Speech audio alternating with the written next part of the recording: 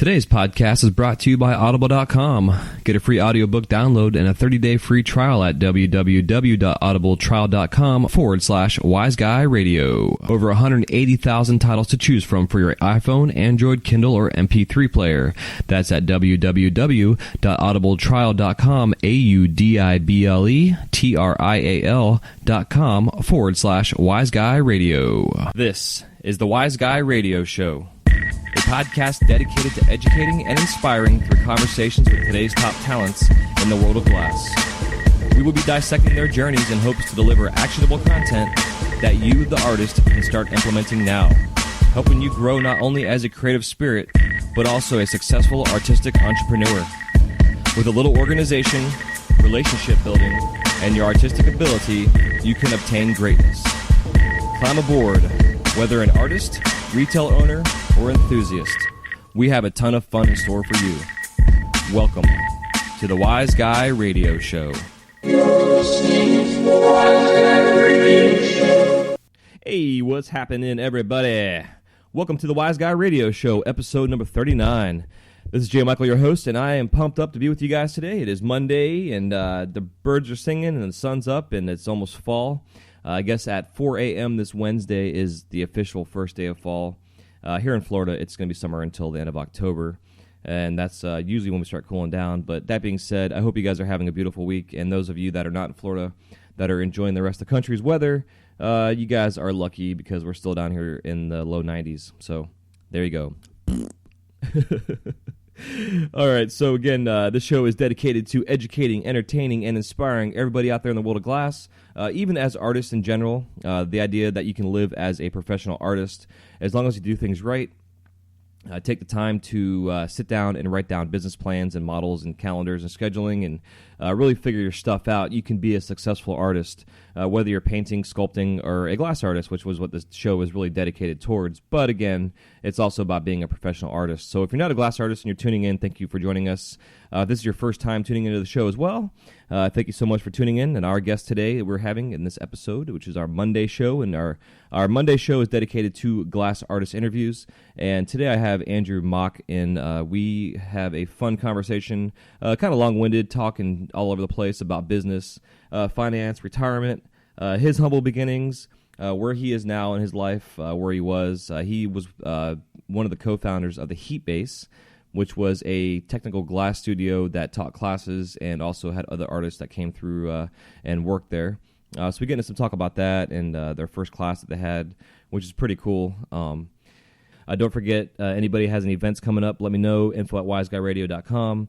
That's info@WIZGUYradio.com. You can let us know anything going on, whether you're an artist, you have a show coming up, demonstrations for shops, sales for shops, classes coming up in studios. I mean, anything you guys can think of that could benefit you as an artist or a shop or a school or whatever, let us know.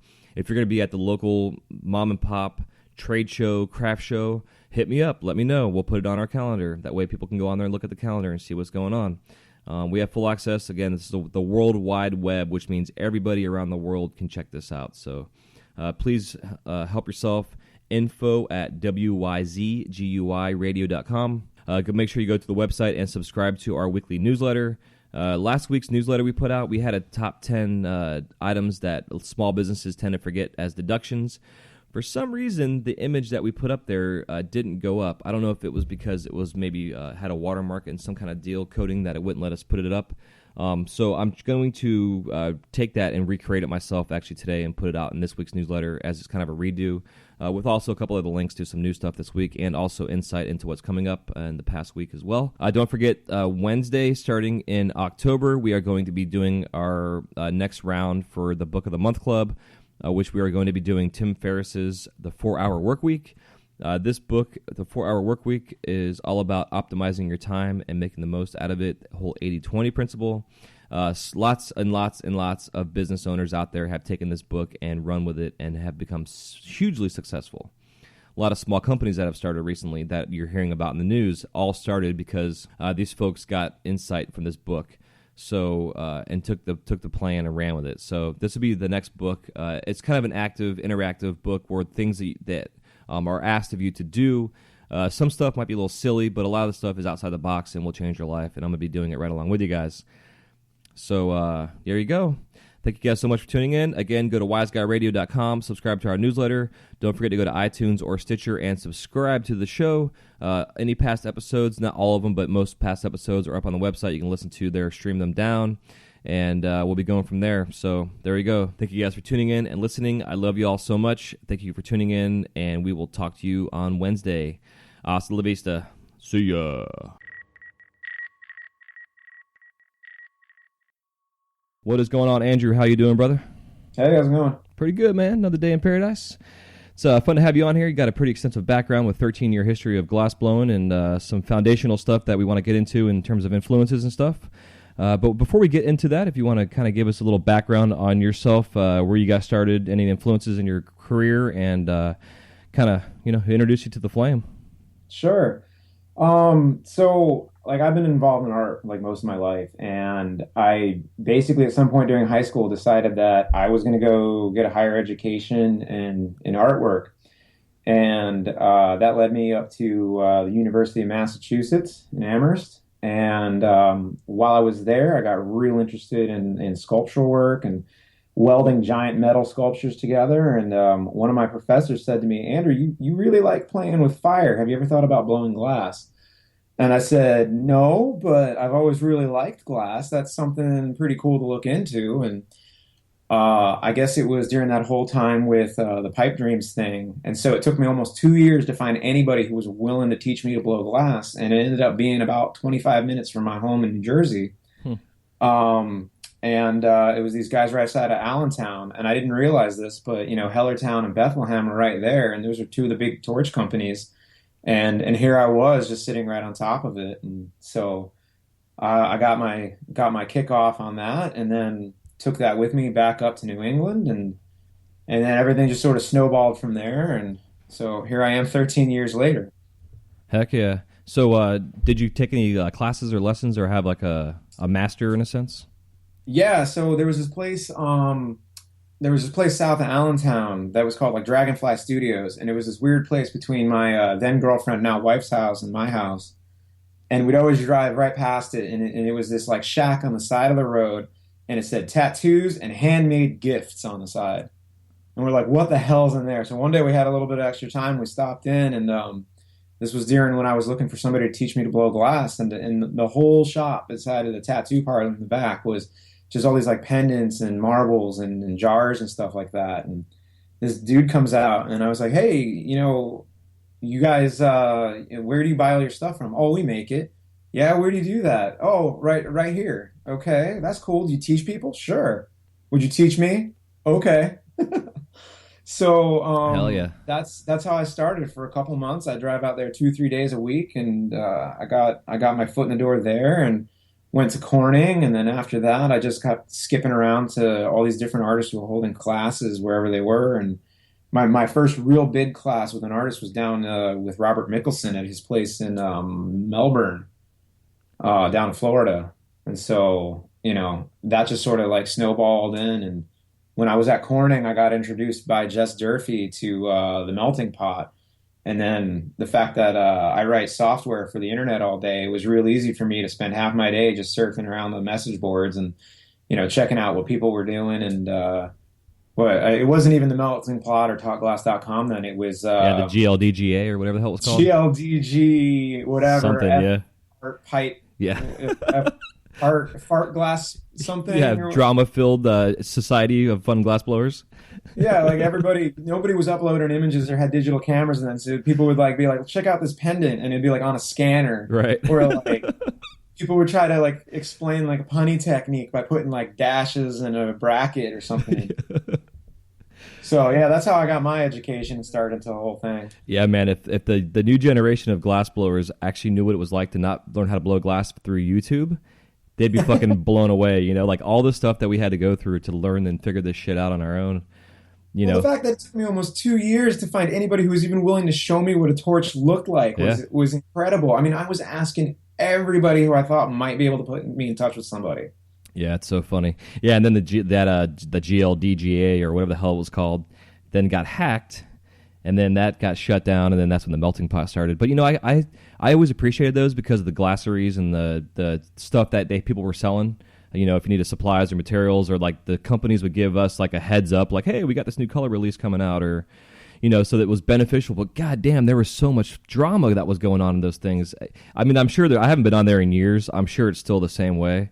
But no, I mean that most of the drama left for Facebook. Okay, cool. Potglass.com is like a wonderful spot. I recommend anybody who's trying to get themselves into glass, go check it out, because you've got people who are dedicated to there and not spreading like a bunch of false information all over the place. Yeah, that's good. That's like the guys that have the Torch Talk Facebook group now too. They're the same way. Like, there's like, if you're gonna be a troll and bullshit, you're immediately blocked from the page. Like, it's all about sharing. Policy. Yeah, man. It's because it's so easy to talk shit and be like, oh, you suck. But it's like, what's the point? We should all be encouraging, no matter what level you're at. Sure, absolutely, I agree. So, at one point in time, did you then go off on your own and kind of start feeling your own waves in the industry? Yeah, I got while I was still in school, but like outside of school because they didn't have a program. I ended up hooking up with this guy in Connecticut who had a studio above his woodworking studio, and I worked out of there a couple days a week for a couple years while I was still going taking classes and whatever. And working with somebody whose source of income was nothing but just making glass, like that really pushed me to try to work real hard. And it was great because I'm in college. And I come home with a pocket full of glass, and there's my roommate and their friends, and everybody's just hanging out. And they're like, "Oh, you're the glass maker." I'm like, "Yeah." They're like, "Man, you got anything you want to sell?" And I was like, "Yeah," and just empty out my pockets under the coffee table, and there I go. I just got my rent for the month. Yeah, exactly. That's awesome. Hell yeah. So after that, I mean, I moved down to DC, where I've been supposed to be a 2-year stint. It's been 10 years now. And I've gone to work at other people's studios. I've been all over the place. I opened up my own studio, the Heat Base, for a little while. In the hopes of getting a nice place to work and make sure that we can teach people and cultivate like a good group of artists and stuff. And that was ultimately successful. So, I look at it as an ongoing journey, not so much of like where I've come from, but like how those steps are helping me move forward with where I'm at today. Yeah, man, I totally agree. I'm in the same kind of boat. Like I guess when I got my gig with Disney, I was able to step back and like take everything I learned and kind of put it in the garbage can, but take my glass knowledge and start from scratch. Especially at that point, like 4 or 5 years ago, was when the industry was really starting to take a turn for where it's at now, as laws were changing and whatever. So it's like you're saying, it's like it's good to take things that you learn through your life and build them up and build them up and build them up and take every little bits and pieces and continue to learn from those things, but then have it culminate into the next venture and the next venture, and then you're constantly building up on that and learning. I mean, the glass blowing itself is very similar in terms of learning it. You start off with something small, and every time you do something, the next thing leads into the next thing, which leads into the next thing. Even if you're just starting off pulling points, like I always say that there's so much involved in that process of pulling points that you can learn in techniques. It's very similar to life. I don't think I learned how to pull a proper point until almost 3 or 4 years into blowing glass. You pull something, you're like, oh yeah, it's going to work. And then you don't know why your shape's not happening or why it's off center or what's going wrong. It's because, you started with something that looks janky. That's why your end piece looks janky. Yep, exactly. Yeah, I learned in the soft glass working in a furnace with somebody. They were all about, and this was probably 10 years into lamp working. And it was the whole idea of your setup and how important the setup is from the very beginning. Yep. It's so big. But then again, like you're saying, like there's so much we could take into the glass that we learn and the techniques and put them in our life. The whole idea of having to be on center with glass, and if you're off center in life, your whole life's all fucked up. So it's kind of fun, man. So kind of on a little tangent there, but so with the Heat Base, like when did that exactly start? When did you guys get that studio going? Yeah, so my business partner, Matt Clymer, who goes by Clymer Melted Glass, I think, is what he goes by. But he and I were at this at this place called Lorton Workhouse and Art Center that's outside D.C., and we both were had our sort of fill. Like it's one of these places where it's an artist work out of a studio, and the public's invited to come, and there's like a gift shop at the front of like every section and medium. And it was really good if you like talking to people, but it wasn't really good if you like getting work done because your door had to be always open, and it was a really good way to interface with the public. But I found myself working after hours just to have work to put into the gallery. So the two of us were looking for some industrial space somewhere where we could get our own spot, and we found one. Ended up being this big 1,800 square foot warehouse only a couple miles down the road. And one of the first things we're doing is like we want to have people we want to learn from come through the door. So who do we want to learn from? And threw out a bunch of names, and out of all the artists, one of the first ones we contacted, Sheen, said, "Hell, I'd love to come on down." And so in 3 days, we had a 10-person class completely booked, and we're buying plane tickets for Sheen to come on down to DC to give us a 3-day seminar. Hell yeah! So it can be as simple as that if you know what you're doing to set up, and you've got some people in the wings that you can contact, and people are just people. You can send anybody a message and say, "Hey, what's up? I really like your work, and when's your next class, or where can I find out more about you?" type thing. Yeah, I agree, man. That's yeah, totally. And it's awesome with social media now too to be able to have even more access, to people that you may not have ever imagined you'd be able to talk to. And some people still don't want to talk. They kind of keep to themselves. But like you're saying, it's the idea to reach out and ask questions and not be afraid to reach out. It's so important. I mean, just an all around. But like you're saying, to be able to have a plan of attack, and then actually make it go and happen, and then shit, you got Eugene flying in town, or Eugene flying in town. It's pretty cool. I like that because that was when he was one of the first people I'd heard that were coming into your all's place for the classes and whatever. That you guys realized you were doing that. So Eugene's great for teaching. Like he actually will take moments where he'll put what he's working on back in the kiln and go and describe what he was working, and why it's important that the next couple steps you really pay attention to, and this and that. And one of my favorite things that I like to tell everybody is I had 10 people sitting on the edge of their seat holding their breath for 3 hours while he was making a filicello. Like you get 10 artists together, and they all got some form of crazy ADD looking at something shiny, but not a single one of them was even talking to one another or even leaving for a cigarette break or anything. And they're all holding their breath, watching these tiny little stringers get drawn on the outside of a tube, and that made me laugh the hardest. Is just that when they're really intent and they really are into something, anybody's going to be willing to focus, no matter how long. Yeah, I agree.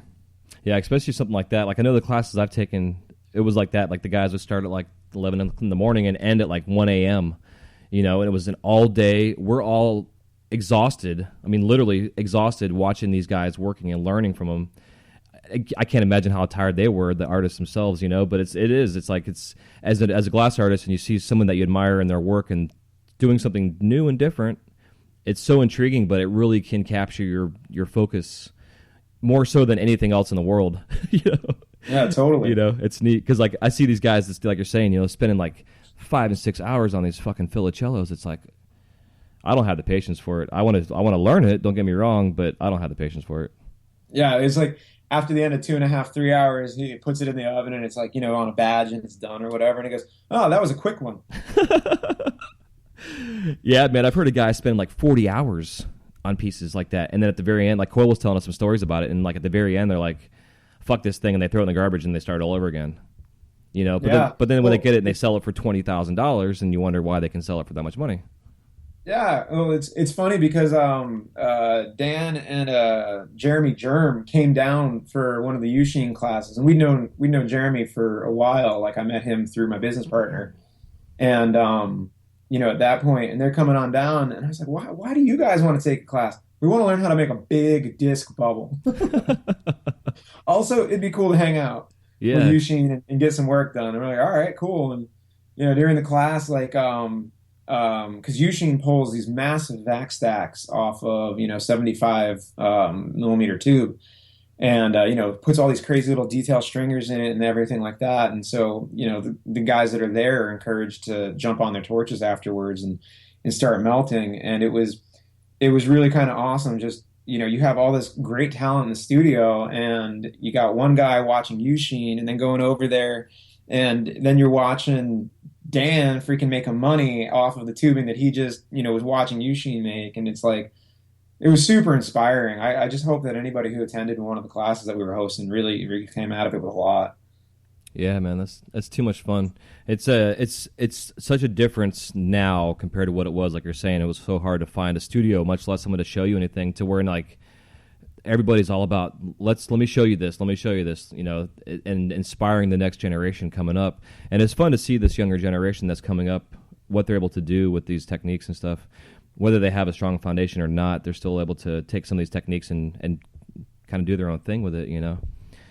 Yeah. It's pretty neat. So yeah, the internet's a crazy place. Yesterday, I was just looking through Instagram, and there's the burn gallery. Oh, watch what's going on live, right? And I was like, yeah, let's do that. So I click it, and going on to YouTube, there's a live stream, and I don't know who it was, but yesterday, somewhere around like 5 o'clock Eastern or whatever, just raged quit this massive bubble into a water bucket, and I was like, oh God. And that's the first thing I saw, and it's like, wow, I just witnessed all this stress go down via the internet, and now I'm going to turn it off and go get dinner or whatever. And have a couple beers to wind down from it. Yeah, but it's like, I know those guys are being timed on their projects, and there had to be this massive bubble with, who know, I don't even know how long, because I just tuned in, and there it is, getting dunked in the bucket as a rage quit, and I was like, oh man, Yeah. like that's pretty intense.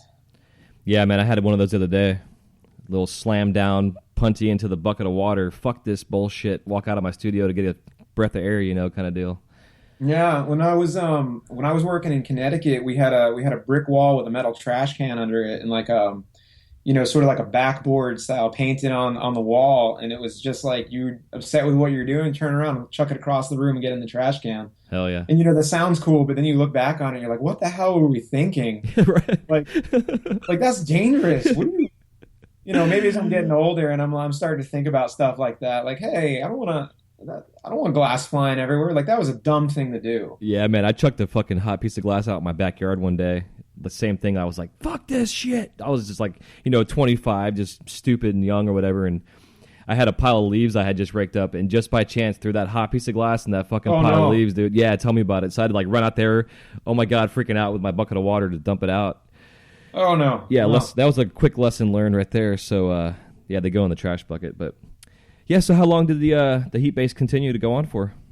We had it open for about 3 years, and ultimately we decided to close the doors because our rent just kept going up and up and up. DC is an expensive area, and so when you're dealing with a handful of artists who, artists are artists. It's not everyone's making the same sort of income, so people have different ideas on what they should be paying for, space to work and stuff like that. And what your bills are. And ultimately it's like everyone's either got to chip in or we can't keep it open. So, yeah. That's one thing that I would like to just let everybody know is that blowing glass and even if you're renting from somebody else, it's not cheap. You gotta set aside, if you got to do production work to make those bills, do production work to make the bills, man. It's the only way you're going to stay afloat. I mean, it's great to make one-off pieces, but if you've been working for 2 weeks and you don't have anything to show for it because that one-off piece cracked or whatever, you got to plan ahead and figure out how you're going to pay the bills for that month. Yeah, I agree. That's a big thing I preach. And especially for those that still have jobs that are new into this, to keep the job until you can really see like a 3 to 6 month consistent income coming in after material costs, like your actual gross income, what your profits are. Because it's so easy to be like, oh, I can just go sell pipes. Like, because that was the attitude I always had. I was like, oh, I need $20. I'll just go sell some pipes. And then I wouldn't sell pipes, and I wouldn't fucking eat that night. It was stupid. It was stupid mentality. No, when I moved down to DC after my first, quote, in the job here, I ended up deciding, oh, man, I can totally do this. Go back blowing glass. I'll do that. And I got lulled into, about 5 or 6 months where that's all I did. And And it starts off real great. You go and make a bunch of sales, and then you've saturated your local market. So it's like, all right, am I going to drive now? Or, and at that time, distributors weren't crawling all over social media trying to pick up work or anything. So, I found myself that at times, do I use this $5 in my pocket, which is my last $5, to go buy gas so I can get home, or eat lunch today? And it's like you're forced with those sorts of decisions. And then you got to be careful too, because you get lulled into a false sense of things are going right. Like for me, I was coming right up on the holiday season, and I was doing a bunch of these like holiday markets and stuff. And I thought I was banging it out of the park and things were great. And, all I had was this rinky dink little card table and, a bunch of glass and like a tablecloth on top of it. And I was knocking it out of the park, and I was like, this is awesome. And then 2 months later, no one's buying anything. And what are you going to do then? And I mean, you gotta plan for the long haul here. I guess now with the internet and being able to like drop stuff online, it's a little bit easier. At least you have other venues. But man, I hate to sound like an old man, but those times weren't easy. No, and it's still the same way because like I'm in Florida and we have seasons here. I mean, literally, it's like the restaurants industry is the same way. Like seems like the sales for the glass runs along the same as the restaurant industry does, which is usually around like October to May. Now, this year for me personally, this summertime has been the busiest summer financially for myself that I've had in almost 16 years. So I see times are changing with the way the industry is changing because of the trade shows and the distributors and the internet and social media and how you market yourself. But like you're saying, you got to save. Like I preach too about having an emergency fund, like have a 3-month cushion. So if you break your arm or you are slow or whatever, because this is a fucking roller coaster ride. And it's 1 week you're doing hot and you're all excited, and the next week you don't sell shit and you get depressed, and then you don't make glass for 2 weeks because you're sitting in your bedroom depressed. So you gotta, like you're saying, you gotta have a good production line. Don't just keep yourself in like to 2 or 3 items. Have a nice variety of stuff too. Not too many variety, but enough to where you can have, not all your eggs in one basket per se. I heard you talk about that, like the whole range of having like $20 product up to a couple $100 product. Like that's just smart business. Something else is like I don't see anybody, or there's very few people who are thinking about retirement. They're in their mid-20s or whatever, and essentially, what they're doing is living paycheck to paycheck. But it's like, what about retiring? Because one day you might not physically be able to do this, or maybe you're just too tired of doing it. And what are you going to do now? Yeah, exactly. I'm going to bring this up real quick. So I was going to save this for this upcoming show next Wednesday, but I'm going to talk about it right now because I'm in the same boat. Like I have a retirement. I have a 401k through my work, and I'm getting a Roth IRA for myself set up here. But I did a calculation of the day. Dave Ramsey has a financial calculator you can go on his site and use, and it shows like an estimation of based on how much you put away, how long you save it for, and it's like I always preach, like it's amazing how little you can put away, and in the long run, how much it pays off. And especially with those IRAs and stuff like that, if you stay on top of it, you can really sort of funnel where your money's going and what it's being invested into. So if you're smart in that kind of thing, which I wish I was, but I've seen people really leverage an extra 15 to 20% a year sometimes just by moving their money around. Yeah, and then and Dave Ramsey, I keep bringing him up, but he has his baby steps that he has, and one of his last baby steps, once you are more or less out of debt, minus your house payment, is to put 15% away annually. So if you're making $100,000 a year, you put away $15,000. Sure. So he has this. So if you guys go to just Google IRA or Roth IRA financial calculator, it brings up Dave Ramsey's thing will come up. So we'll start off with enter your starting balance. We'll say $100 for my starting balance. Hope you don't mind us going through this, dude, because it's definitely some important stuff. No, man. I mean, people who are trying to make a career out of this need to know these things. Yeah, exactly. So we'll say an annual rate of return at 10%. Some say it's anywhere from 8 to 12 to 14%, but there's ebbs and flows. Some years it's 5, some years it's 25%, depending on the market. Like everybody that jumped out of the market when they went down to shit back in 2008, that lost a bunch of money, and they're all like, "Oh my God, I need to pull my money out." That took it out. now if they would have left it in, they would have tripled their money that they had in there with the way that the economy. Even though a lot of, I think personally, the stock market shit is all inflated numbers or whatever, but the fact of the matter is they would have tripled their investments that they would have had in there if they would have just kept it in there. Stock market's a weird place. It's like I think Tim Ferriss in one of his books or one of his blog posts or whatever was like, yeah, I was brought into this room and they were asking like, hey, what stock you want to see do well today? And he's like, I don't know, what do you mean? And they're like, oh well, here, start selling this, and people are pushing the market in one way or the other, and that's just like how do you invest in something so crazy volatile? Like I don't even know. Yeah, I know. And then you hear him talking about these investors that are, starting Uber and the Twitters and whatever, and these hedge fund guys, and these hedge fund managers have like, 20 and 30x, on their investments, and they're making billions of fucking dollars from a small investment into companies like Twitter and Facebook and Uber. It's like, it's incredible. And with the whole idea now too of having the ability to raise your own funds through these the GoFundMe's and what have you. Right. It's such a big, whole different thing. So on the IRA, so this is a Roth IRA, and the Roth IRA basically means that you are pre-taxed before your investment. So when you pull your money out at retirement, you're not taxed on it. So if you have $1 million in your retirement fund, you're not going to be taxed on it. If you don't do a Roth IRA, you just do a regular IRA, and you have $1 million at retirement, you're going to be taxed on that $1 million. But the Roths also they set, I think it's $5,400 a year you can invest in their max. But you can also, if you're married, have one for yourself and for your wife. So literally you can put away $11,000 a year into a retirement fund. That's good stuff. Kind of cool. So this basically investment calendar says if I started my balance off at $100 with a 10% annual return, now that means that basically annually my investments are increasing by 10%. Based on compounding interest. Now, again, ebbs and flows of the economy. 1 year might be 5%, 1 year might be 20%. But just doing that $100 starting balance, and I do $100 a month, and that's $25 a week, guys. I'm sure you all drink more than that in Starbucks.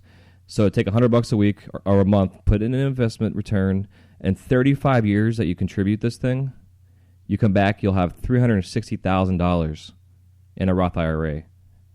Yeah, that's well below what they say you can max out as, and that's just one. I mean, if you're looking into other retirement options, I mean, you can start putting money all over the place. Yeah, man, but that's $100 a month. So do $200 a month. You're going to double that. You'll have $800,000 in your retirement fund just at $200 a month, which is $50 a week. Again, you guys probably smoke that and drink that more than every week. So be smart about your money that you're doing, and you can have it automatically put into these accounts through your bank accounts. Every month have $100, or every week have $25 automatically coming out of your account and going into these retirement funds. Because I don't know about you, dude, but when I'm older and I'm in my 60s, I'd like to have millions of dollars in retirement and go wherever the fuck I want to go and not worry about a damn thing and not have to worry about eating dog food because I can't afford food or my medications. Oh, that makes me so sad. I hear that on the news every once in a while. These stories where, somebody gets checked up on and then they realize that they've been eating dog food because that's all they can afford. And it's like, man, that's so sad. Like, how do they end up there? And, it's like, I don't want to end up like that. So No. How am I going to do that? Is just plan it. I mean, I might get hit by a bus tomorrow. I don't know. Yeah. But I want to make sure that if I don't, that I can still keep living. Yeah, exactly. And also, it's so important too to have life insurance. Like I have a life insurance. It's a $500,000 life insurance policy. I pay it $30 a month on, and it's a term policy. So in 20 years it'll expire. But in 20 years, I should be able to self-insure myself with having a nice fat checking account and not have to, so if I pass away, my wife can still pay our bills and support our family. Yeah, for sure. Stuff you all got to think about. So important. Yeah, dude. I mean, it's like, I mean, you get people who get injured, like, just can't work. Like something happens with their back or something. And then how are you going to plan for that? It's like, hey, great, I'm making money now blowing glass, but like, what if I wasn't? Like, how am I going to move forward? And, or maybe you need to take a couple months off because you can't get up out of a chair or whatever. Yeah, or look at Bear Claw when he cut his hand open. Oh, dude, I remember that. There was lots and lots of stuff going around about fundraising for that. Yeah. I mean, the industry's great because we stick together, but I mean, like if that, what if you'd miss some fingers? What if, you're cutting wood outside one day and your hand gets, caught somewhere or mangled? I mean, that stuff scares me.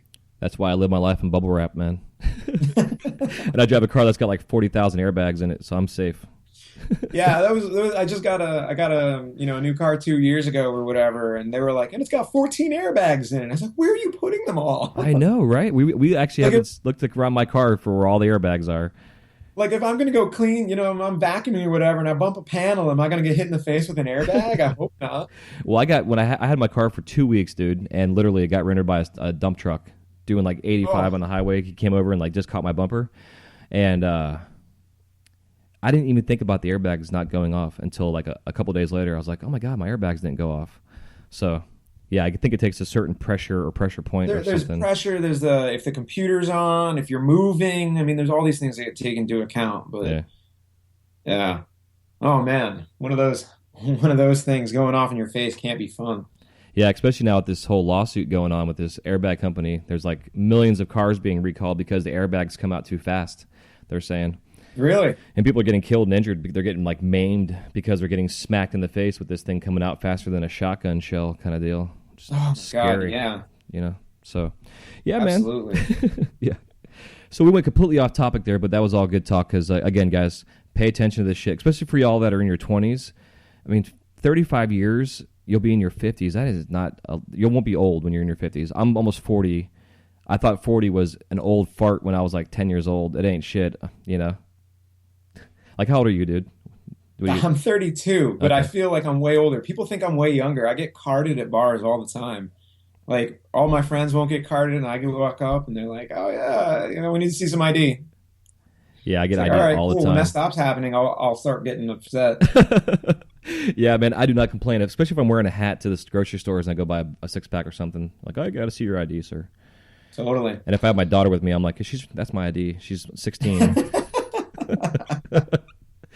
Oh, shit. So, yeah, man. So after the heat base, to kind of get back on track, where'd you end up going from there? Like, would you guys kind of tuck your tail? No, I guess not like tuck your tails because I guess you said, it wasn't any kind of horror story on why you closed. It was more of just a financial thing. So, No, yeah. So, I mean, we dismantled it, which was real sad. I mean, nobody wants to take down, 3 years of memories or, we had this massive exhaust hood. It was like 9 by 12, and every artist that came in there signed the hood. So, like, that's just one of the things that we had going on. And, that's at my business partner's place now, I think. But, and I actually took one of the tables and cut them in half, and I'm working out of my own house now. And I used that after I cut it in half, and it's up against the wall, and I used that for like part of my kiln where that's at now, and so it still lives on. I like to call my studio the heat base away team right now because I hope someday we'll get it back up, but yeah, I've been working out of my own garage, and I've never had the opportunity to work at home. I know a lot of people that's the only place they've ever worked.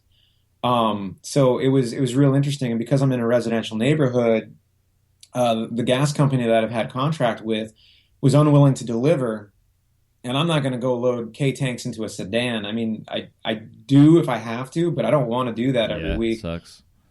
So I looked into one of these oxygen systems, and I got one that's pretty good. In about 12 to 14 hours, I've got a full K tank. But what I ended up doing was making a manifold out of I think it's 2,000 square foot or cubic foot tanks, like what people call K tank Hmm. size. And then I only fill it to 1,000 psi, but I've got twice the volume, so it's like running off of a full tank. And then when I'm done for the day or whatever, I just close off the lines, open up the generator system, and that fills, overnight or whenever I'm not working. And that's been pretty good so far. I hear all these people with horror stories with the concentrator systems, but knock on wood, I haven't had those yet. Yeah. What But brand? it's nice for me. I mean, the electrical cost is cheaper than what I could get at the K tank for, because for about 7 or 8 years, all I'm running off of is liquid oxygen, Mhm. and we worked a really good contract in place for that, so I wasn't paying too much. The delivery fee was almost a third of what I was paying for the liquid tank. And anytime you're on liquid is way better than if you're on a compressed gas. Yeah. Yeah, I think we're paying 150 for a liquid tank with delivery. Wow. Yeah, I think it was we were about 115 to 130 depending on what they wanted to charge us for delivery. but we were paying about 90 something a fill, which was great for us, Yeah. especially where we are. Like when we first started getting quotes, they wanted to charge us $400 for a liquid tank, and we were Yeah, like, it's no, crazy. no, that doesn't sound right. No, hell no. Like I was talking to my buddy up in Alaska, and that's what they charge them up there is like $300 to $400 for a liquid up there because it's in fucking Alaska. He said Yeah, propane's easy well, to get, but the oxygen's a whole different story. yeah, I mean, but you got to understand from the gas company's standpoint, they think that everybody's, using it for welding or something else like that. And, a 10-minute weld job where you're using practically nothing in terms of the oxygen, but you've just made $400. Yeah. So that's how they're looking at it as an expendable that is just part of doing business if you're a welder. Yeah, it's So, definitely because I remember getting K tanks when I first started, and I was paying like $35 a K tank, and once I got a price, I think I got them down to like $12 when I went to a different company, and it was like it was amazing how I was able to cut that price in half because I was spending $400 a month alone just in oxygen. Now we're yeah. spending we spend $300 a month in oxygen, but there's also four of us working on it. So it's a little different story. But there's also four of us sharing the cost. Which is huge. Yeah, are you with the four of you there? Are you still just going through one? So what we did was we had a 180-liter liquid with a 100-pound propane tank, and we'd go through two of those a month with about 4 to 6 people working on it. Yeah. Yeah, we're on I mean, 2 everyone's weeks. got a big torch raging, but Yeah. those bills add up too. Yeah, we're on a 2 week cycle. We've had our studio up now this is our second month, and it's been consistently every 2 weeks we're going through liquid. And I haven't got the 100-pound propane yet, but we're going through, it's 6 propane tanks per liquid tank that we're going through, basically. Yeah, it depends on what you're running too. I mean, I run a Mirage, and that eats oxygen compared to like a Carlisle. Yeah.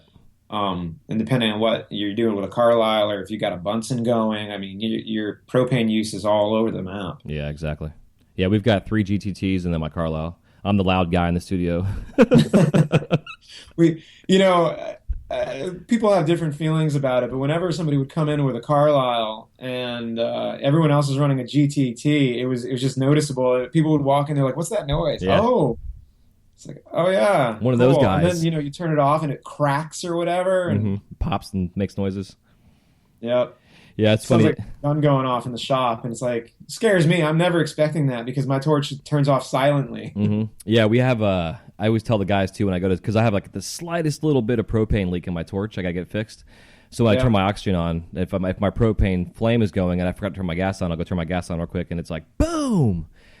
Yeah, So I give them the heads up. Watch out, guys. This thing's gonna pop. Which reminds me, kind of a side thing. When I first started blowing glass, it was with the Renaissance Festival, and where we worked on site at this Renaissance was right in front of the chess match, like the human chess match. And one of the guys in the human chess match, his weapon was a whip. And every time he cracked that fucking whip, dude, like there would be 4 of us working and we'd all jump. We're all running nationals at the time. And just that cracking sound was that same pop noise that your torch makes. It would scare us every single time. Never got used to it. What's weird is DC, we have one of the larger Renaissance festivals that goes on during the fall, and Mylan Townsend comes down every year, and he's got a booth, and he's just got a little torch up in there, and you walk by, and there's all these like crazy dragons and stuff like that, and you look at the torch, and everyone's like, "Wow, you made that on that?" I'm like, "No, you didn't." Yeah, exactly. You got your big torch back at home, but he comes down every weekend from New York to this thing. Huh. Real dedicated. Apparently, it's one of the longest running Renaissance festivals, but apparently he's been involved since the beginning, so he's down all the time. Rad. I know that it was expensive, the cost of it, because like the guy that taught me, he taught me a lot of the business side. He would go over things with me and cost and everything. It was a really good apprenticeship. But when they made money, man, dude, they fucking killed it. It was like just the nickel dime stuff. It's amazing. And I say this to anybody: if you're doing if you're vending at like an art show, have your artwork, but also have a basket with like 50 to 100 items that are $20 pieces, and you'll sell probably every single one of those pieces at $20, and you'd be amazed. Yeah, most people get 20s from an ATM. Yep, exactly. I would say that everybody's got $20 in their pocket. Not everybody has $1,000 in their pocket. Those that do, it's nice. When I stopped vending at these outdoor shows, they stopped becoming profitable for me. As the years went on, I would get more and more intricate displays, and it would take me longer to set up, and I had all this professional lighting, and And then the booth right next to me was some girl with a card table, or whatever, sitting up there, and she's got Lego figurines on strings with a bail glued to the back, hand over fisting those things for 25 bucks a pop. And here I am with, all this glass, and I'm barely making $400 for the day, and she, 3 hours into it, tells me she sold out of all 500 pieces she had. Oh my God. Yeah. Like, I'm like, oh my God, I hate you. Just let's stop talking. Go home. What a Yeah, great I business stopped doing though. the outdoor shows because, people, I don't know what happened. I guess, market crash or whatever you want to call it. Um, People would stop, buying. They're like, oh man, well, too bad I don't have any cash. And, me being in technology so much, I whip out my phone and I'm like, well, I just happen to have a credit card reader right here. Exactly. And, a couple of them would be like, oh, that's great. Okay, fine. And then other people would look at me like real dirty going, oh, I bet you do. Yeah, exactly. Just blew up their spot. Now they can't use that as an excuse anymore. Yep, that's it, man. And you got to have that shit when you go do those on-site shows. You got to have every possible way to take money. At least know where the ATM Yeah. machine is, but don't tell them where the ATM machine is because they would be like, okay, I'll be right back. And then they see another booth on the way back to you and they spend the money there instead of with you. So, Yeah, that yeah. happens too. Yeah, having a bunch of like merchant services is always really good. For a while on my Instagram, I was trying to take Bitcoin, but nobody wants to do that. Yeah. It's Um, it's gonna I think eventually it'll catch on, but man, it's such a weird kind of volatile thing right now, economic service. But it's the guy that came up with that idea, a smart guy. It's well, gonna yeah, it's I gonna mean, change. I think it's brilliant. I wish more people would start using stuff like that Yeah, I've been because asked. I mean, it's got so much potential. Man, I don't remember what podcast it was, but some guy broke it down. It was might have been on Joe Rogan or something like that. But for like 2 hours, broke down like all the positive sides of Bitcoin and how it's like super secure and how like theoretically the way that it's encoded, like if you've got kids going off to school and you want to give them money, but you want to make sure that that actually gets spent on books, there's a way to encode the Bitcoin so it can only be spent on like education materials and stuff like that. Interesting. So I mean, it's got a ton of potentials with it. Yeah, I know nowadays too, because like I with my online account, cloud accountant app that I use, when I do my expenses, when I bring them in for my import them from my checking account, it'll automatically categorize the expenses. And I think with that same technology, that same coding, where you can actually code, like you're saying, specifically what this money should be used for. But I hear too that the biggest concern right now with the Bitcoin is the black market and drug dealers using that as a source of way of getting paid. Yeah, but how You know, much of that is the people in the government throwing scare tactics E- out there of why you shouldn't use it? exactly. I feel the same way. A We're lot of funding people are afraid terrorism. of new technology, and maybe I'm just one of those people that like when I see new technology, I get excited by it. Yeah, yeah, I embrace it. But who do you use for payment vendors and stuff? You got anybody you like? Unfortunately, right now, I really just use PayPal. Yeah. I've gone through. I had a merchant service for the website, and I did the math over a 6 month period of time, and found the fees that I was paying through my fees by using PayPal was actually cheaper than paying this other merchant service monthly for their fee. And with PayPal now offering invoicing and everything else, it's the ability just to use your debit card. But Yeah. I personally use for my cloud account, I use an app called FreshBooks, Uh-huh. and it allows me to do invoicing and everything. And they now have it set up to where when I send an invoice to somebody, the invoice can be paid through PayPal or with a debit card. So it doesn't have to go through PayPal necessarily, for taking online payments. There's definitely a couple different companies out there now that have come up with some cool concepts. I don't know the names off the top of my head, but that are small plugins for websites now that you can use as a really affordable merchant service. Yeah. I personally started using Square, Okay. Square Up, or Uh-huh. we used to call it Square Up. Now it's Square. Now they have like Square Cash and all this other stuff. Um, and something like a lot of people don't realize is that when you calculate prices, it behooves you to calculate your transaction fee into that price. And I had a friend go, "Oh, well, that's dirty. Why would you do that?" And I go, "Well, no." I tell them it's a line item. I go, it's processing and fees, so Hmm. that gets bundled into that. And then you're just fooling yourself if you don't think people are already doing that. If you walk into a convenience store, they know 95% of their clients are going to be paying with a card. I mean, that's how you can go and spend like $1.28 on a pack of gum and use your credit card. and those places are still making money is because, that fee's built in already. Yeah, it's like buying gas. The difference between paying cash and credit. Like most of these gas stations, you have to pay more money because they have to pay the processing fee for your debit card or whatever. You know. Yeah, I don't know about that. Sometimes that price difference on a tank of gas is way more than the handling fees for the Yeah. percentage. No, I agree. I think it's just a kind of a, I don't know, the whole wool over your eyes kind of bullshit. They try to do it Sure. for you. Yeah, did you ever do shows with a knuckle buster? Oh yeah. And it's funny you say that, man, because at Disney, our credit card machine went down one day, and the girls had no idea. We actually had one in the back soccer room, so I had to turn off the torch and get it out and like run through the process on how to actually use this thing. I pulled my card out, and I'm like, "This is how you do it." It was funny, like because the new generation out there, they've never seen it, much less even heard the term knuckle buster. No, it's like everybody above the age of 25 knows the noise. Yep. It's Yeah. like I still have one somewhere in my garage with all my vending equipment. It's there just in case if somehow I need it, but Yeah. You got to you have them. know, Absolutely, because especially nowadays, like using okay, like the Square. So I used to use Square before PayPal, and what turned me off from them, when I set them up initially, I set them up as a business, but I didn't put all my information into it, and I did yeah. a transaction through it that was a higher sale than I'd ever had through the company, and they processed the funding, but then the next day they red flagged it and they seized the funds. They charged me like $300, and they also required me to send them. Information like who was my firstborn child. What? I'm not. It wasn't that much, but that's what it felt like. Like I had to send them a picture of an advertisement for my company. Like they had to see that I was legitimate as a business, and I was like, Yeah, I'm. when we did the heat base, I had to set it up because when you're taking a couple $100 as a down payment for classes, Mhm. you have to have that set up right. Otherwise you're going to run into situations like that. What I really didn't care for is a lot of times like they know you're using it for processing, but they hang on to it for a couple of days so that they can go use their like investment money or whatever to make a percentage off of it. Mhm.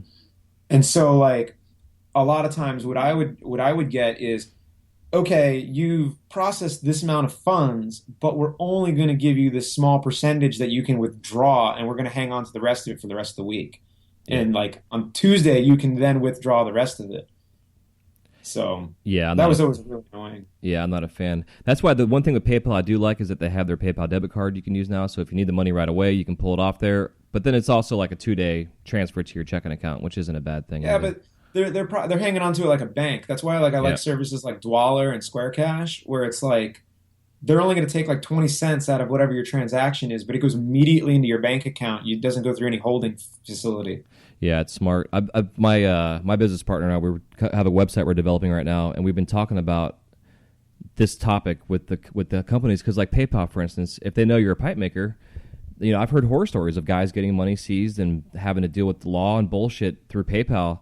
And we were like, man, would it be nice if we could start some kind of merchant services that was dedicated to this community, where we didn't care the fact that you were a pipe maker. We don't want you selling drugs through us and that kind of transactions, but like an actual merchant service that was for our community, that the niche of this company is dedicated to the pipe makers, Yeah. specifically.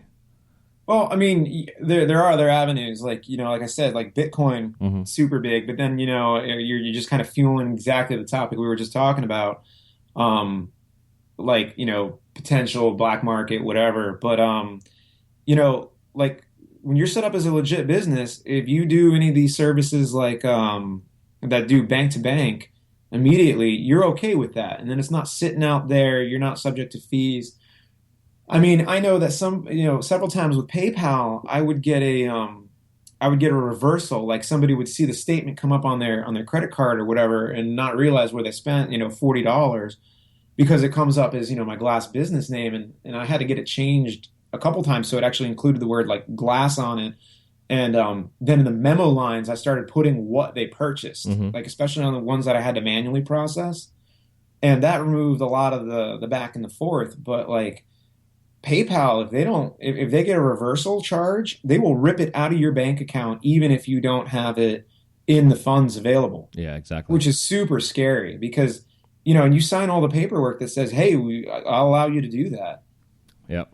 Yeah, I agree. That's why a lot of times too with PayPal, I won't put anything that has any kind of transactional word at all that says pipe. Like if I do an auction sale or whatever, I'll just do like a basic generic keyword that I know what it is and the customer knows what it is, but it doesn't say anything to do with pipes. Sure.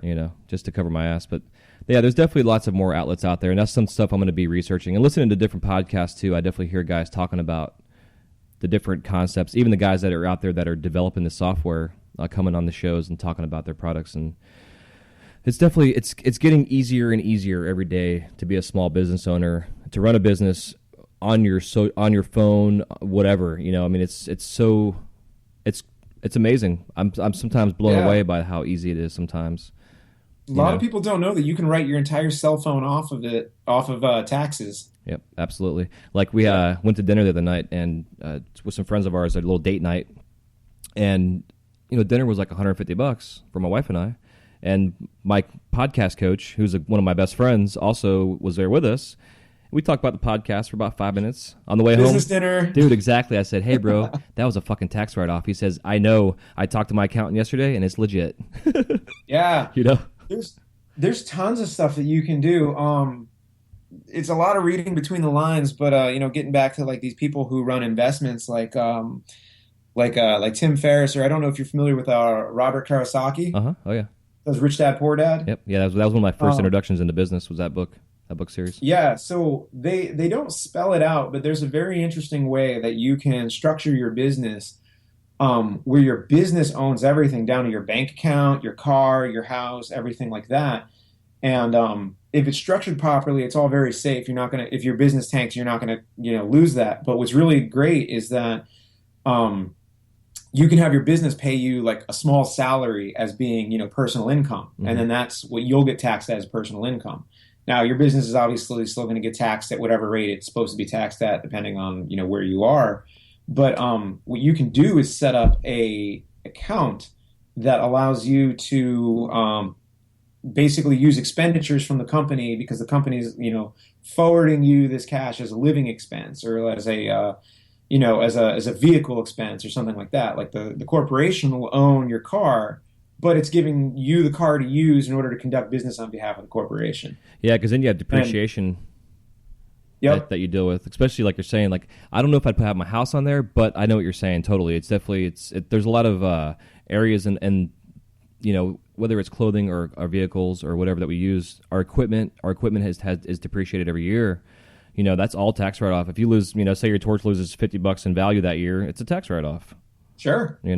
Because you're using it. That whole expenditures on equipment value has always been real confusing. Again, like I'm not an accountant by any means, but I find all that sort of stuff interesting, and that's one of the topics that always gets me. Is people are always for like a flat tax because it sounds real fair, and they're like, oh, if these millionaires would just pay their 7% tax, we'd be in a better situation.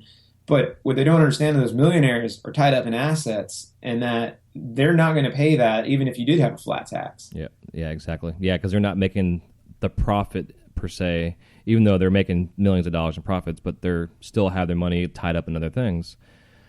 Exactly. It's interesting. Like their overall net worth is say like $20 billion, but in all reality, they only have like 10 grand in the bank. It's kind of interesting stuff. It was interesting listening to the presidential debate last night. Oh, you watched that too? Yeah.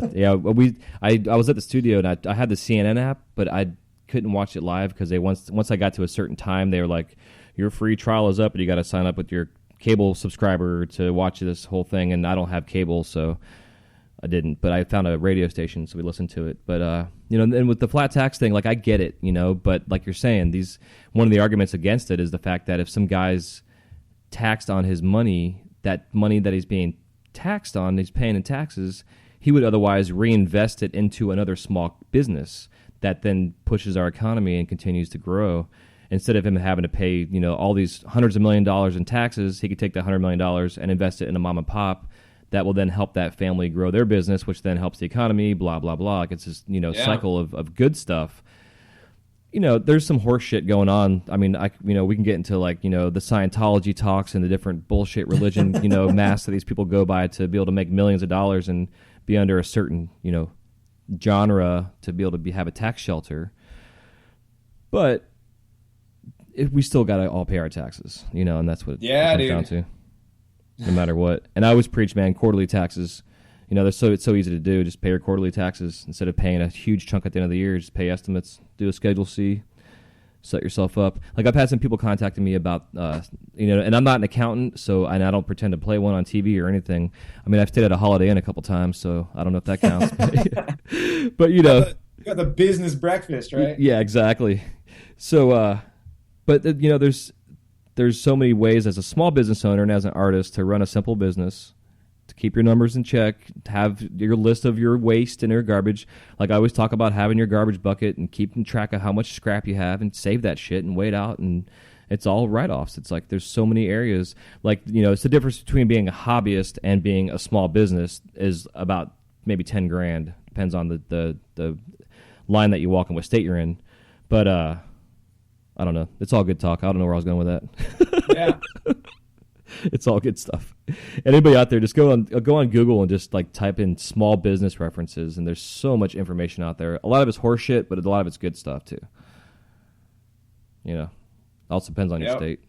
Like being in Washington. Are you in Washington D.C.? Is that your residence? No, I'm in Virginia. Okay, that's what I thought. Yeah, I'm outside of DC.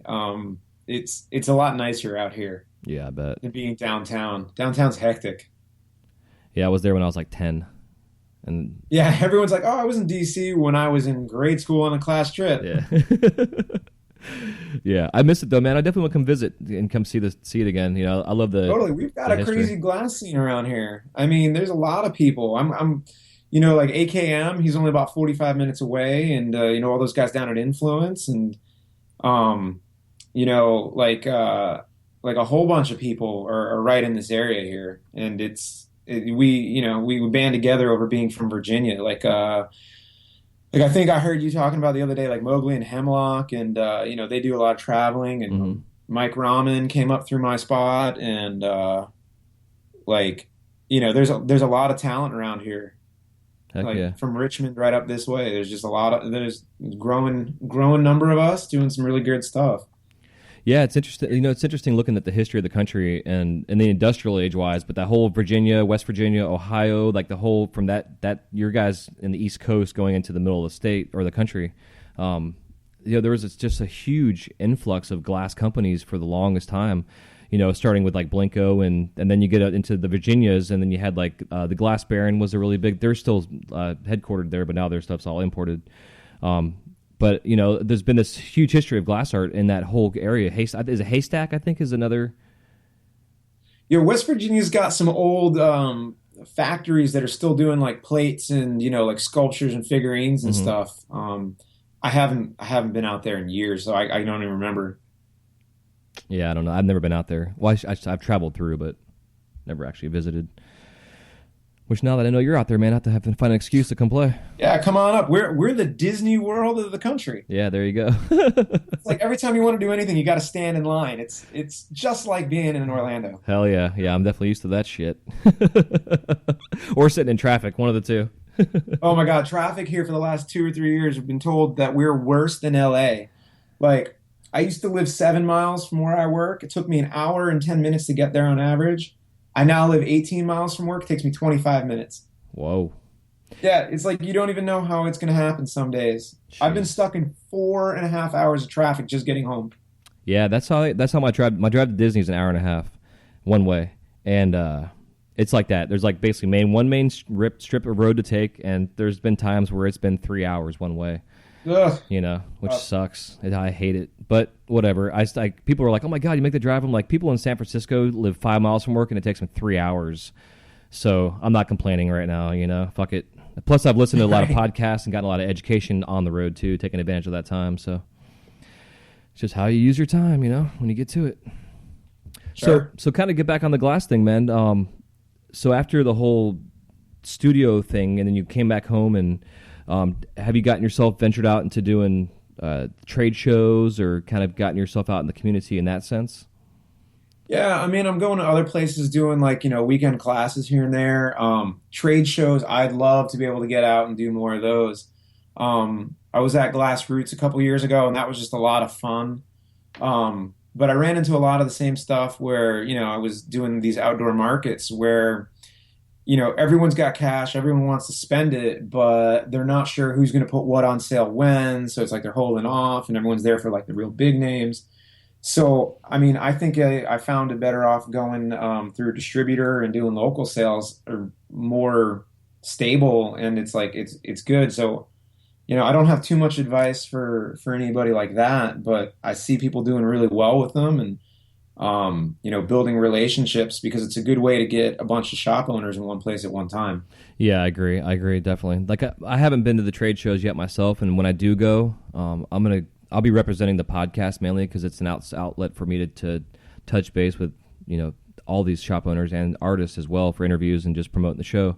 But I want to go just to go through the process of it before I go get a booth and get myself set up. Just to go to the things, feel it out, see what it's all about, and kind of smell the scene and kind of get a feeling for what it is that it's going to take for me to be successful there. Because like you're saying, you never know. You can go there and spend $3,000 on a booth and maybe sell $100 in glass. But if you have a distributor that's there that carries your work, it allows you to have your work still in those venues and not have to go if you don't need to, or if you can't. Yeah. And I mean, a good distributor is going to sell you just as much as you can sell you. Yeah, exactly. Yeah, I agree. I like the whole idea of a distributor, but at the same time, the idea of having distributors is you don't necessarily have control where your glass is going. And I know I've come into some situations where like I had a specific owners that I would sell to that they had exclusivity to their area. And then I call them up and they're like, well, your glass is now all over our town. I'm not going to buy from you anymore kind of deal. And it's like, I didn't sell that to those people. My distributor did, and I apologize. It's out of my control. But you still run into those kind of situations at times too. And it's also the whole idea of, if say you have 5 items that a distributor buys and they're stocked on your 5 items, then you're fucked because they're not going to buy anything else from you until they're out of that item. So myself personally, I sell to 2 distributors and they both have their own lines of work that they get, just because I want to make sure that they both have different types of styles that are out there and getting the sales Yeah, that's going. smart. That's smart. When I was signing up, a couple of years ago, the person I was working with at the time allowed me to keep, whatever X shops I had, and they, in the area or who I was selling to. And then they go, all right, great. So that's your home base area. Now we're going to go outside of that. And I'm like, all right, cool. Because now I'm not having to drive and, they're getting people I've spent a long time building a relationship with. I still get to do that. And getting a little bit further cast out, which is always good. But it's hilarious because I'd be somewhere, I'd stop into the shop just to say, hey, what's up? And there's a collab piece I did on the shelf. I'm like, oh, cool. Yeah, exactly. Yeah, it's always neat when you walk into shops, you don't realize your glass is going to be there. Yeah. Yeah, it's good stuff. But yeah, man, I like the idea of the distributors because it definitely, there's, I couldn't even tell you an actual number, but there's probably 50,000 smoke shops in this country. I mean, I don't, if not more than that. I mean, I know my town alone, we probably got 100,000 just in like a 5-mile radius, it seems like sometimes.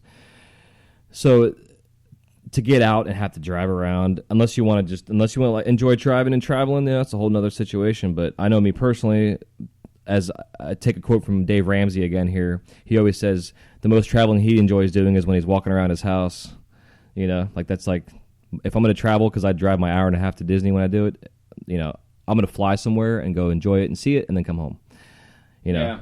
I'm not into the long trip across country hitting 20,000 smoke shops trying to sell my glass kind of thing anymore. Yeah.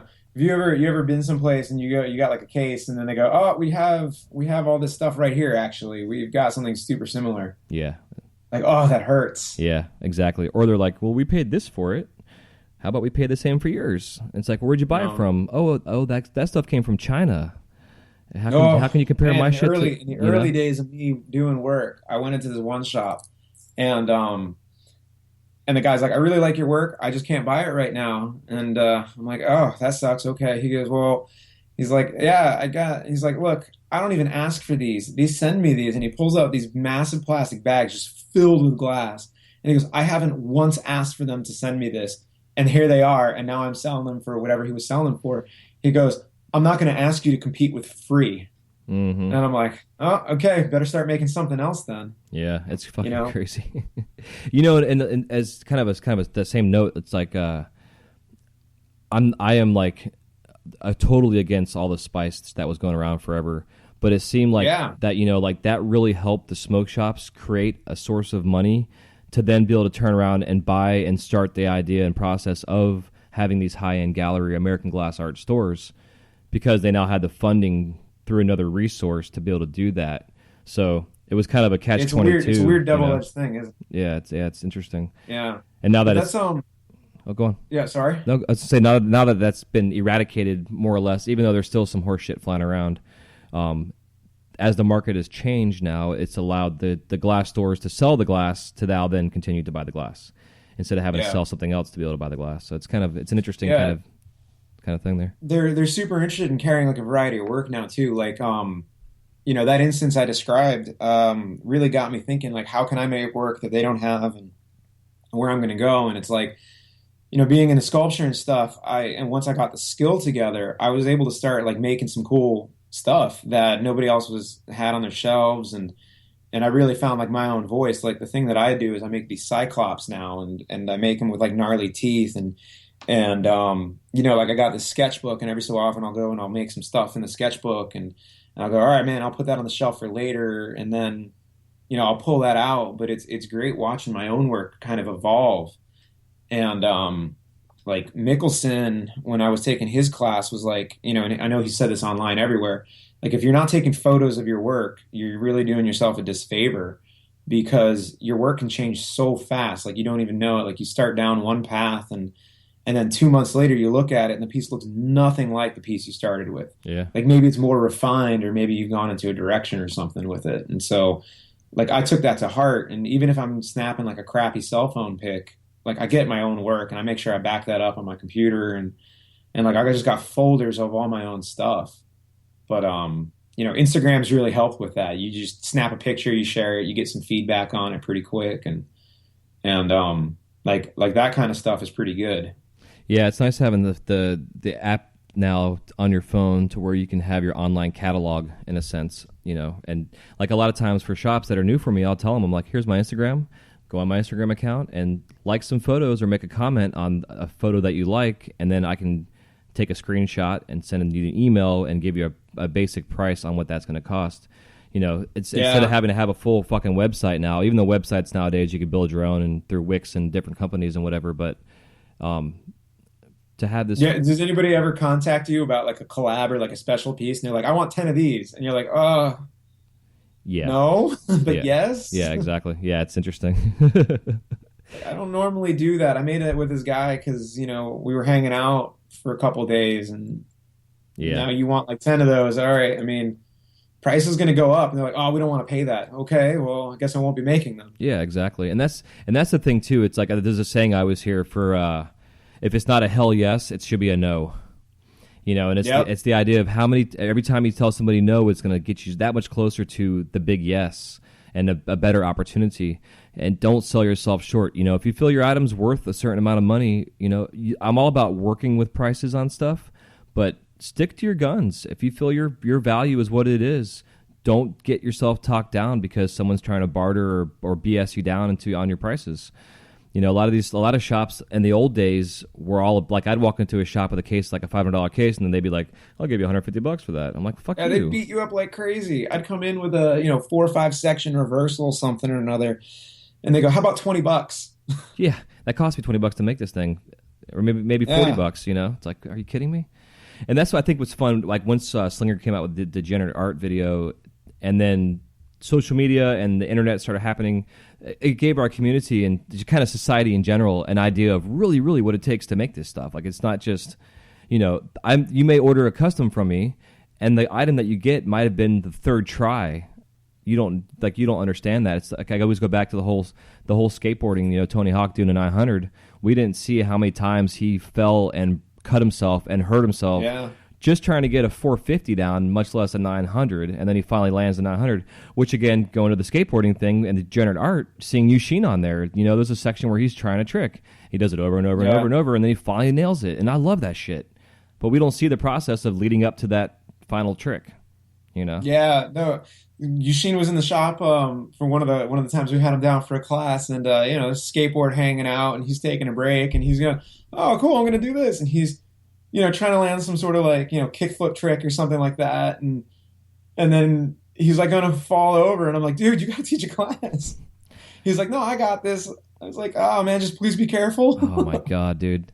My first interview was with Rashawn Jones, and him and I were laughing about that same thing. Like, God, I see these guys, these amazing glass artists that are amazing at skateboarding, and it freaks me the fuck out. I want to be like their dad and be like, please don't hurt yourself. We need you in this community. We need your hands. You're just like, God, man.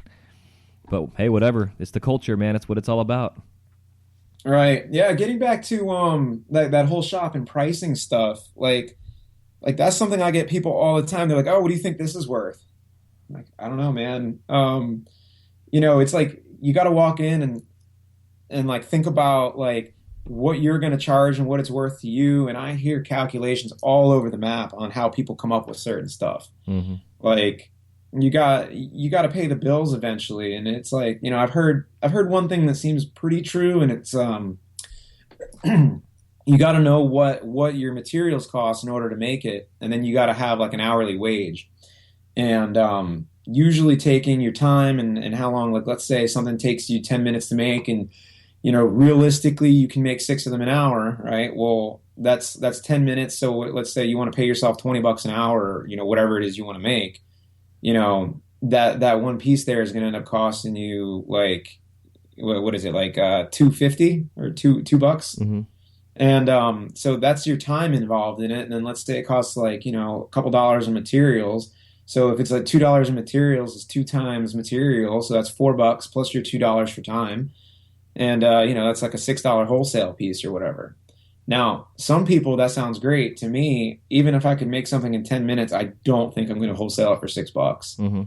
So it's like, how do you come up with that price? It's a tricky thing, but what you really want to make sure you do is cover out like your costs and what your lease is going to be if you're renting a spot, or like what your electrical and your gases are going to be. And a lot of times I look at a piece and I go, man, I sunk an hour and a half into that, and there's probably about $60 worth of materials, but like I don't think I can get more than this price. And I'm like, well, why did I just make that? Right? Like, so knowing what something really, really, truly costs you, and then walking into a store is only going to help you and not getting beaten up over the price.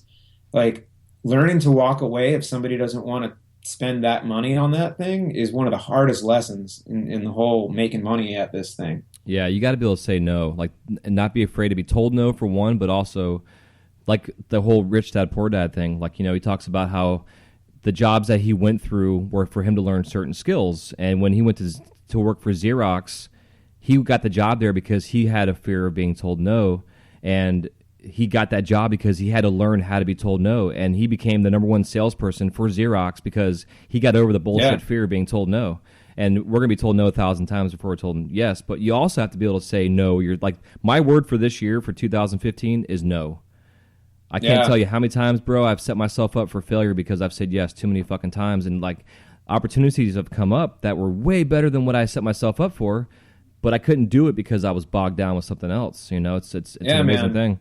But on the pricing thing, like the numbers I always set myself up for was I estimated that it costs me to work about $10 an hour, no matter what I'm doing. Now, if I'm doing some like full color tube pulls or like adding opals and that kind of stuff, it's a little bit different. But just for like standard production, it was like about $10 an hour, no matter what I was making. And I always wanted to make sure I was making $20 an hour profit, so I had to make at least $30 an hour worth of product. And so I kind of based my math on that and how I price my stuff out. But a lot of times nowadays, I don't want to talk. The goal with the podcast is transparency, so I'm going to talk about it anyways. There's times where, there's times where I'm doing production and I'm making $200 an hour. But then that may only be for 2 hours because in the next line of work I'm doing, I'm making my $30 an hour. So in the long run, it averages itself out. I may have a $2,000 week or a $5,000 week, but then that may not last for but that week, and then the next 3 weeks I'm not selling shit. Yeah, it's like the whole law of averages, man. And that's something else. You want to price it up enough so that if you're not making sales for a week or two, you got yourself covered. Yeah, exactly. Yeah, and also what drives me even probably the craziest out of all of this is that people do not include shipping in their costs. It's like, they don't include it. It drives me fucking crazy. It's like, you got to understand that when you buy a 5-foot tube from no matter where it's coming from, that UPS is charging you $15 extra because it's 5 foot instead of 4 foot. Right. You know, they don't think about that stuff. That's what I mean. I never calculate costs on what it costs me at the cash register or what I see in the catalog. You got to calculate it out based on how you ended up with it. Yeah, exactly. Like I went to Mountain Glass, actually went there 2 months ago, and it was That's fun, isn't it? Oh, dude, I was like a kid in a candy store, but it was the first time I never paid shipping, but I paid tax. Yeah, offset that real quick. Yeah, absolutely. And I got to back to our hotel, and I was like, oh shit, this cost me the same as if I had it shipped, more or less, because I just paid taxes on it. Yeah, but it's good to go there. Like I was back there, I think in April, and you know, when you order and they've got like, let's say colored tubing or, you know, whatnot, it's hand pulled, like it's not coming from like Glass Alchemy or someone. You don't know precisely what it is you're going to get. You cross your fingers and hope that they pick you some nice pieces and that's what you get in the mail. But like, you know, sometimes going down there and picking up the tools, oh God, that's the worst section for me to walk through. But you know, getting to pick out your own stuff, there's something that's special about that, you know? Yeah. Like being able to get that in your hands and going, oh man, I really like this piece, but maybe this piece isn't so good. Or like you pick something up and all of a sudden you think of like a project you can all of a sudden do with this, you know, one color, the thickness and the chunk size of it or something. Yeah. Yeah, man, so that's good stuff. Yeah, so that's always kind of fun. But I don't, you know, unless if I live there, I think getting stuff delivered is okay for me. Hell yeah. You know, one of the things about having a big studio was great is that I could call up all these distributors and be like, hey, I've got 10 guys we want to order glass. What can you do for us? Mm-hmm. And you know, like EU was ending up being one of the people we bought all our clear through. And what I really enjoyed is it was like, I don't know how much a pallet is, like $250 to ship a pallet. But because we were so close to Philly, we'd order a pallet of glass, and as long as it was before 4 p.m., they'd have it on the truck, and then like the next day we'd get the pallet, like right at the door. Yeah. Yeah, I think so. It's like overnight delivery on like 400 pounds of glass or whatever. Yeah, that's awesome. I think the pallets I've bought at like 6 to 10 cases are about $120 for coming to Florida from Asheville, I guess is about what it costs. It all depends on who they're shipping it with. You know, it's like, yeah, exactly, how big it is. You know, if the guy's got a lift on the truck or whatever. Yeah, like a kiln will cost you $250 to $300 to have it shipped. You know, which is crazy, but it's understandable because it's a weird thing, item wise. You know. Yep. I think it's time for us to get into the lightning round. Cool. But before we do, let's take a minute to thank our sponsors.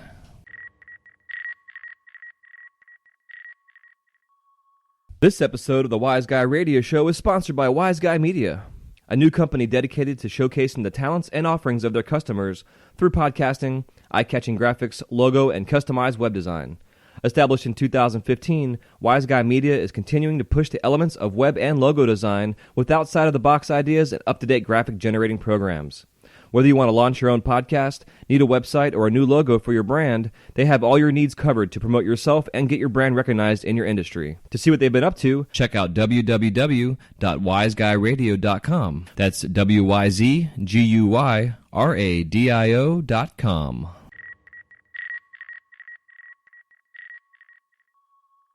All right, man, so now it's time to get into the lightning round. The lightning round consists of about a half dozen questions with 30 to 60-second answers, and we can expound upon the answers if you'd like, which we always tend to do. And the first question for you is, if there is any living glass artist you have not worked with yet, who is it and why? Man, I don't know. I thought about this one because I know you ask everybody this, and I don't know. There's so many people I want to work with and just, you know, get some ideas out. And I mean, I work with everybody. If you've got a good idea, I want to work with you. And like right now, there's a couple people that I've known in the past that we've been friends and stuff, but I've just never gotten a collab with. And I'm seeing if those are going to come through because everyone's real busy. And unless if you're going to get together, it's hard to do it. So that's sort of a cop-out, so I'm sorry. Oh, no, dude, it's a good answer. That's all I'm looking for. Hell yeah. What are your top 5 favorite glass colors? I really like Dragon's Eye. I buy that stuff up in tubing and rod and everything like that. I've gotten really good with working it, and then right when I'm done with a piece, striking out this wonderful gold haze across it. And it looks all real oil slicky. So I like Dragon's Eye. Tequila Sunrise, I almost like better than like Amber Purple, just because it gives like those more like those deep reds and stuff. I'm on a purple slime kick right now. What else? Alaskan Night. It's sort of like a different version of Blue Moon, Yeah, but that's I an like old. that one. That's old school. Alaskan Night? Yeah, and then an older color. I don't know. It's actually from Mumka. Yeah, yeah. Like there was like Alaskan Thunder and a couple of those guys that came out for a little bit. Is that the Yeah, same? I don't know. I mean, I hope they're still being made. I bought so much of it that I still have like a good stockpile. Yeah, yeah. But that's interesting. I haven't used it in a while. What else? Starry Night. That's like a sparkle blue with a really light amount of silver in it. Mm-hmm. Oh, that strikes real nice when you flame reduce it at the end. Oh, I love it. Hell yeah. Fun. If you could describe the sound of glass cracking in one word, what is it? Fuck. Hell yeah. Yeah, that sucks when that happens. You hear that good old crack. Yeah, exactly. I hate that shit. So, what is your worst injury in the studio? I've had two. One of them, I was mucking around with like coiling up some tubing, making like a condenser type looking thing, and it was on a piece of 6 mil rod, and I went to score it to clean off the mess up of the coiled tubing, and instead of snapping where the score line was, it snapped in my hand, and as it pulled away, it dragged across and the underside of my finger. And I couldn't bend it past about like 20 degrees, and had to go to a hand specialist and everybody else to like work out the scar tissue. And luckily I've got full range of motion now, but it still feels tight compared to my other hand. And then I've gotten some close to third-degree burns through some gloves when furnace dipping. You don't realize that it superheats all the moisture and the steam and everything, and that if you're not wearing some good layers or you're getting too close to the heat, it's really, really painful. But the back of my knuckles all got down past the first layer of skin, no blisters, right to the flesh. That hurt real bad for about 2 weeks. Jesus. Yeah, fun stuff. So, in the studio, do you watch TV or listen to a radio, or do you do both? I used to have a TV, and when I did, I loved having like the History Channel. When they actually still had history things on there. Yeah. But like the last couple years, totally a radio guy. Tons of podcasts. Tons and tons of podcasts. It's good to get that going, or a good audiobook. It's wonderful. Yeah, speaking of audiobooks, you guys can go to audibletrial.com/wiseguy radio and get your first 30-day free trial and a download for free. Check it out. So, little shameless plug there. Hey, man. I love audiobooks. Yeah, dude. What are your favorite podcasts besides this one? Joe Rogan's one I listen to a whole lot. There's something about his attitude that I really drive with. Some of the business-oriented ones, there's one from this guy who used to be on NPR that spun off for Gimlet Media. Mm-hmm. He's got one called Startup. Yeah. That's actually pretty cool. I love that one. If you guys can check that out, season 1 is the shit. Season 2 is good because it's not exactly a success, and so it's like you understand what happens with all the failures that go on and starting a business. Yeah, it's awesome. They also have one called The Mystery Show, which is super cute. I love it. It's this woman that goes around and solves everyday mysteries, like who owned this crazy belt buckle that her friend found when they were a child, and it has a name inscribed on the back, and the storytelling's very like 1940s like radio classic, so I really enjoy that one too. But yeah, audio is what I do in the studio these days. Nice. So the last one for the lightning round is, if you were on an island, and it could be any island, deserted, luxury, whatever, that had a glass blowing studio on it, and all that supplied was your gases, a kiln, and your torch, what 5 items would you bring? Oh, I get a torch. That's good. Yeah, I'd added the torch in there. I think you weren't allowing people to have torches as one of the items. Yeah, at first I got there and I was like, I think I'll add the torch in there. So yeah, your torch. Cool. All right. Well, so I got real inspired. We had this guy teach this class at the Heat Base, and his name is Simone. And this guy is a master. Was a professional goblet maker for a real long time. But he walked in to teach a class, and the only thing he had was his glasses. So I bring my glasses, and a pair of diamond shears. And he was going to use one of our torches, and he was going to use all our glass. And he was making these like 3-foot sculptures out of nothing but 8 mil rod, 44 heavy wall, and diamond shears. So Wow. like if you haven't ever checked him out, he's on Facebook. His name's Simone. I'm sure you'll be able to find him real quick. But Yeah, so yeah. like definitely my glasses, definitely some diamond shears. I love 8 mil rod and probably some gold and silver for fuming. Hell yeah. You got one more because metals count as one item. Oh, okay. Metals are one item. Probably some 38 heavy wall. All right, cool. Hell yeah. Well, cool, man. That was fun. If you could, before we let you go here, just give a parting piece of advice. Anybody OG or newbie in the industry, and also how we can find you in cyberspace. Sure. Credit cards are not a good way to start a business. Yep. I'm still digging myself out of that one. And for newbies, absolutely learn a specific technique to its fullest before you move on. That was one of the things that I did in the beginning. Was I was this giant sponge and I was just trying to soak up all the techniques. And it took me several years to get them ironed out after that because I learned a lot of bad habits. So absolutely focus real solid on, learning one technique before you move on to the next one. And Okay. be honest with your work. That's, if someone's giving you feedback, even if you don't agree with it, listen to it and see why they might have thought that before getting upset about it. Heck yeah. Well said, man. And also, how can we find you out in cyberspace? Oh yeah. No longer through the heat base, but refresh glass on Instagram and on Facebook. That's where I'm at these days. Awesome. Hell yeah, man. Well, again, it was a pleasure. I definitely want to bring you back on because, Cool. God, there's so many different areas I wanted to talk to you about and topics. We just kind of went off on these little tangents, but it's all amazing information and you're very insightful. So I definitely appreciate you talking and sharing your story with us. And, like I said, I want to kind of delve into some other areas. So I definitely want to bring you back on. Cool, dude. It's been fun.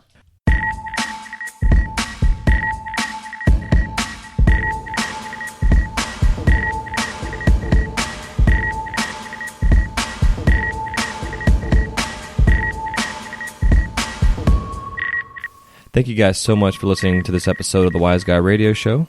If you have any questions, comments, or remarks, please leave them in the show notes page area where it says comments. We'll see you soon. Have a wise night.